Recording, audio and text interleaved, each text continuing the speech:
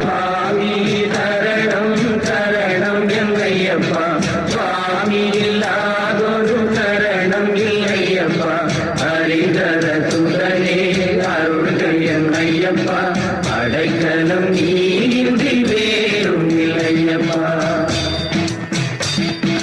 அழுதை எனும் நதி தனில் தலை மூழ்கி அங்கிருந்து 2 கல் எடுத்து அதை அந்த கல்லிடும்